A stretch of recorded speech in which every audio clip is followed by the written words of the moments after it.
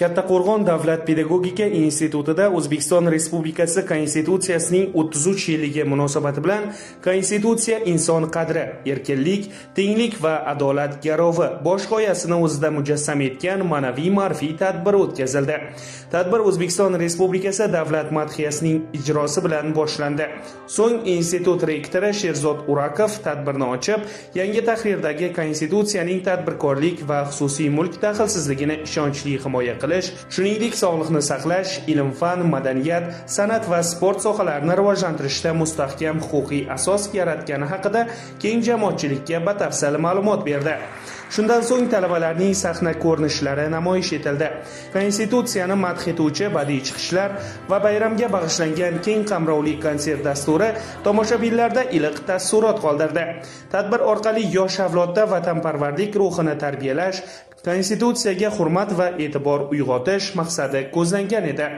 Bugungi tadbir nafaqat yurtimizning qonuniy asoslarini yodga solib, balki har birimizni inson qadri, erkinlik va adolat tamoyillarini qadrlashga undadi. Yaqinda yurtimizda 8-dekabr O'zbekiston Respublikasi Konstitutsiyasi qabul qilinganligining 33 yilligi keng nishonlanadi. Dastlabki Konstitutsiyamiz 1992-yil 8-dekabrda qabul qilingan bo'lsa, 2023-yil 30-aprelda bo'lib o'tgan referendumda Konstitutsiyamizning yangi tahrirdagisi amalda joriy etildi. Yangi Konstitutsiyamizda moddalar soni 128 tadan 155 taga, normalar soni 375 tadan 434 taga ko'paytirildi. Asosiy matni esa 65% ga ko'paytirildi. Ushbu yangi Konstitutsiyani aholi orasida, ayniqsa talabalar orasida keng yoyish, aholi va talabalar huquqiy savodxonligini, konstitutsiyaviy bilimlarini oshirish maqsadida bugungi kunda biz Kattaqo'rg'on davlat pedagogika institutida Konstitutsiya baxtimiz qomusi shiori ostidagi turli xil ko'rik-tanlov, musobaqalar o'tkazib kelmoqdamiz. Talabalarimiz tomonidan aholi o'rtasida ijtimoiy so'rovlar o'tkazilib kelinmoqda.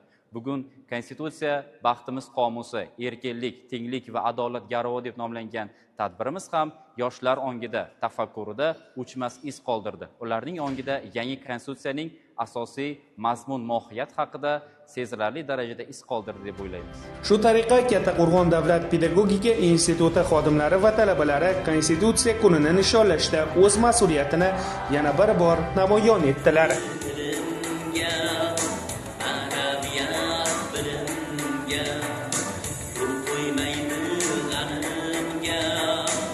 O'zbekiston